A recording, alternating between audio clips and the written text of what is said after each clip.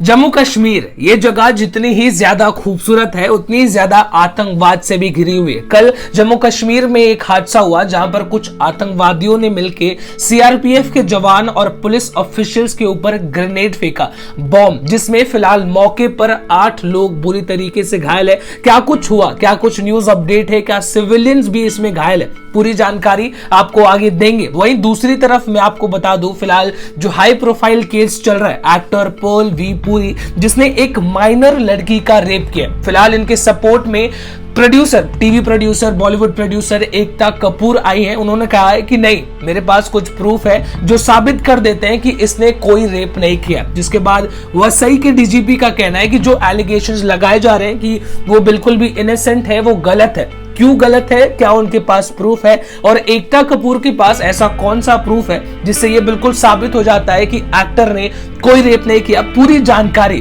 Detail में आगे आपको देंगे, लेकिन उसके पहले कल की वीडियो पर जो आपने रिस्पॉन्स दिया उसके लिए बहुत बहुत धन्यवाद। मेरा नाम है देवेश सिंह, आप सभी को मेरा नमस्कार। समाचार 2.0 में आप सभी का स्वागत है। सबसे पहले आपको जम्मू कश्मीर के बारे में बताते हैं। कल जम्मू कश्मीर में काफी बुरा हादसा हुआ जहां पर कुछ आतंकवादियों ने मिलकर सीआरपीएफ के जवानों के ऊपर, पुलिस वालों के ऊपर एक बस स्टॉप के पास ग्रेनेड फेंक दिया। उन्होंने देखा कि एक बस स्टॉप के पास पुलिस वालों का और सीआरपीएफ के जवानों का जमावड़ा है, तो इसको इन्होंने अपने एक मौके की तरह देखा और ग्रेनेड बॉम्ब दाग दिया। लेकिन जो ये आतंकवादी थे बिल्कुल भी नूब, बॉम्ब सीआरपीएफ के जवानों के पास नहीं जाके सिविलियंस के पास जा गिरा, जिसमें फिलहाल मौके पर 8 सिविलियंस बुरी तरीके से घायल। Rapper MC Code. Generally, we don't cover news on rappers, but this news is all over the social media these days, and a lot of people want to know about what actually happened. Rapper MC Code एक wrapper है जिसका एक video social media पर चारों तरफ viral हो चुका है, लेकिन फैक्ट चेक फिलहाल ये है कि वो वीडियो 6 साल पुराना है। रैपर का कहना है कि जब मैं बच्चा था, मेरा दिमाग उतना काम नहीं करता था, तो मैंने वो रैप गाया। अब एक्चुअली वो रैप में ऐसा कंटेंट क्या है कि लोग इतने ज्यादा नाराज हैं। उसमें हिंदू गॉड्स को लेके काफी बुरी बातें कही गई हैं। शायद मैं वीडियो ना डाल पाऊं बिकॉज वीडियो फिर डिलीट हो जाएगी। तो उसने कुछ गलत बातें कही हैं, उसमें हिंदू फोबिक बातें उसके अंदर कही गई है, जिसकी वजह से लोगों ने उसको काफी ट्रोल किया। सोशल मीडिया पर उसको जान से मार देने की धमकी दी। कई लोगों ने तो लाखों रुपए के इनाम भी रखे हैं कि इसको ढूंढ के लेके आओ तो आपको लाखों रुपए के इनाम दिए जाएंगे। जिसके बाद रैपर एमसी कोड ने एक स्टोरी डाली अपने इंस्टाग्राम पर, जो कि ये डिस्क्राइब करती है कि हो सकता है कि रैपर एमसी कोड सुसाइड करने वाले हो, और तब से एमसी कोड गायब है। फिलहाल इतने दिन के इंतजार के बाद कल एमसी कोड की मम्मी ने police complaint, official police complaint register करी, जहां पर उन्होंने बताया कि मेरे बच्चे को धमकी दी जा रही थी। तो दिल्ली की पुलिस इस केस को एक नॉर्मल रूटीन केस की तरह ना ले, इस केस की जांच जो है वो बिल्कुल भी डिटेल में होनी चाहिए। दिलीप कुमार साहब, बॉलीवुड वेटरन एक्टर दिलीप कुमार, एक जमाने में लोगों के दिलों पर दिलीप कुमार साहब राज किया करते थे और उसका असर जनता के दिलों में आज भी है। सबको बस यही जानना है कि उनकी तबीयत आखिर कैसी है, उनको हुआ क्या है, क्योंकि कुछ रीसेंट रिपोर्ट्स के हिसाब से दिलीप कुमार साहब की तबीयत थोड़ी सी खराब है। उनको खार में एक नॉन कोविड हॉस्पिटल में एडमिट किया गया है। हॉस्पिटल के बाहर मीडिया का पूरा जमावड़ा है। सबको बस यही जानना है कि दिलीप कुमार साहब की तबीयत के ऊपर क्या अपडेट है, आखिर उनकी तबीयत अब कैसी है। जिसके बाद परिवार के एक आदमी ने मीडिया से बातचीत की, उनको बताया कि फिलहाल दिलीप कुमार साहब की तबीयत अभी भी खराब है, उनका ब्लड टेस्ट किया जाएगा, कई और सारे टेस्ट चलाए जाएंगे, जिसके बाद पता चलेगा कि उनको आखिर में हुआ क्या है। जितने भी दिलीप कुमार साहब के फैंस हैं, सब बस यही दुआ करते हैं कि उनकी तबीयत जल्द से जल्द ठीक हो जाए। अच्छा, आप जिस भी बिल्डिंग या जिस भी घर में रहते हैं, क्या आपके दिमाग में कभी ऐसा आया है कि आप जहां पर बैठे हैं, आप जिस सोफे पे बैठ के टीवी देख रहे हैं, जिस सोफे पे बैठ के वीडियो शूट कर रहे हैं, या जो भी आप अपने घर में कर रहे हैं, क्या ऐसा कभी हो सकता है कि आपके घर की जो जमीन है, या कह लीजिए कि जो ऊपर वाली सीलिंग है, वो पूरी तरीके से ढह जाएगी, गिर जाएगी? अगर आपने ऐसा नहीं सोचा, हो सकता है आपने ना सोचा हो, तो आपको अपनी बिल्डिंग की कंडीशन देखना काफी ज्यादा जरूरी है। क्योंकि कल दहिसर में एक हादसा हुआ, माफ कीजिएगा, परसों दहिसर में एक हादसा हुआ जहां पर एक घर की सीलिंग जो जमीन है वहीं धंस गई, जिसके बाद 3 लोग मौके पर उसमें दब गए। रात के 3:30 बजे के बाद का यह हादसा है। मौके पर बीएमसी और फायर डिपार्टमेंट पहुंची, उन्होंने सक्सेसफुली तीनों लोगों को रेस्क्यू कर लिया। सबसे राहत की बात फिलहाल इस पूरे मामले में यह है कि कोई भी इसमें घायल नहीं हुआ। राम रहीम, अब इनके बारे में मुझे आपको कोई खास जानकारी देने की जरूरत नहीं है, क्योंकि मुझे ऐसा लगता है कि इनका नाम ही काफी है, आपको पता ही चल जाएगा कि इन्होंने क्या क्या कांड कर रखे हैं। फिलहाल जो नया डेटा निकल के आ रहा है, जो नई न्यूज रिपोर्ट निकल के आ रही है, उसके हिसाब से राम रहीम जो अभी कुछ दिनों से तबीयत उनकी खराब थी, रिपोर्ट्स निकाले गए तो पता चला कि इनको कोविड पॉजिटिव हो गया। फिलहाल हरियाणा की जेल में ये 20 साल की सजा काट रहे हैं रेप और मर्डर के चार्जेस पे। अब देखिए जो कोरोना है वो जेलों में भी पहुंच जा रहा है। हाँ, मतलब अब जब कोरोना चाइना से पूरी दुनिया में पहुंच गया तो जेल क्या ही चीज है।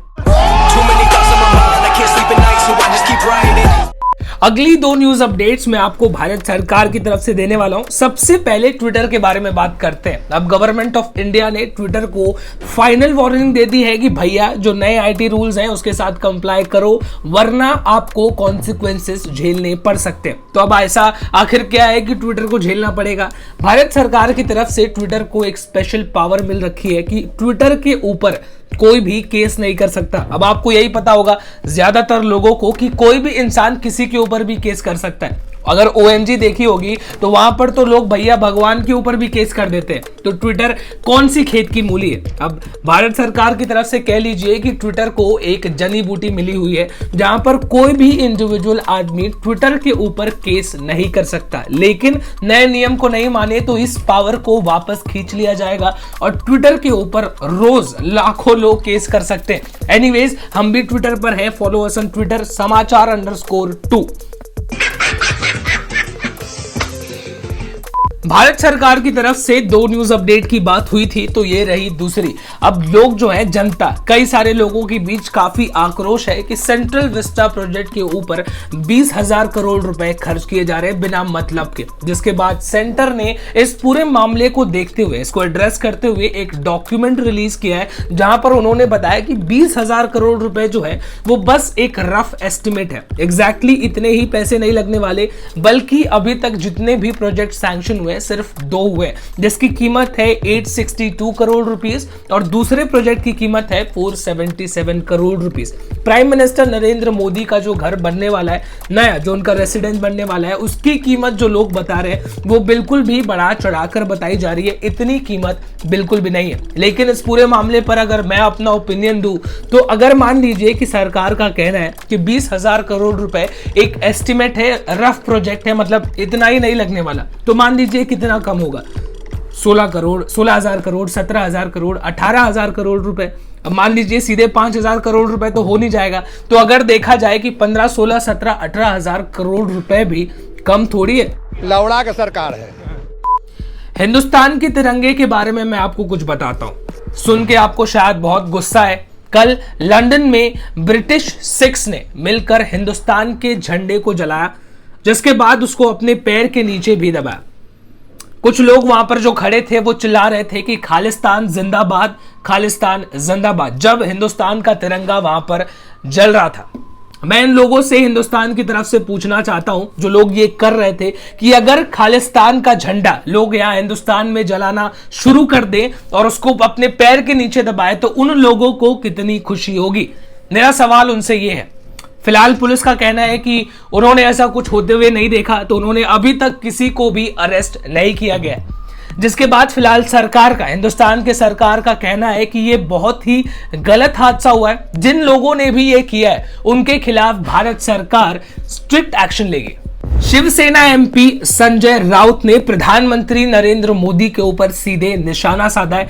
शिवसेना का खुद का एक न्यूज़पेपर है जिसको कहते हैं सामना। उसमें एक कॉलम आता है वीकली, हफ्ते में एक बार, जिसको कहते हैं रोक ठोक, जिसके अंदर संजय राउत ने कहा है कि प्रधानमंत्री अपने आप को कहते हैं कि वो एक फकीर है, लेकिन वो अपने लिए 15 एकड़ का घर बनवा रहे हैं। अब जो फकीर का डेफिनेशन है उसके अंदर 15 एकड़ का घर बिल्कुल भी फिट नहीं होता है। अब जो ब्रिटेन के प्रधानमंत्री हैं बोरिस जॉनसन, उन्होंने क्या किया, पैंडेमिक के दौरान उन्होंने शादी कर ली, लेकिन हिंदुस्तान के प्रधानमंत्री और वाइस प्रेसिडेंट अपने लिए नया घर बना रहे हैं। अब सवाल ये उठता है कि क्या वो सारे घर कोविड प्रूफ है? जनता को आखिर में इसके बदले मिला क्या? 97% लोग हिंदुस्तान में कोविड की वजह से बिल्कुल भी गरीबी की रेखा पर पहुंच चुके हैं। 2020 अप्रैल के महीने में 14 करोड़ लोगों ने नौकरियां खो दी। फिलहाल 24 घंटे अगर कुछ चल रहा है तो सिर्फ और सिर्फ जहां पर लोग मर जाते हैं तो उनकी बॉडी को जलाया जाता है,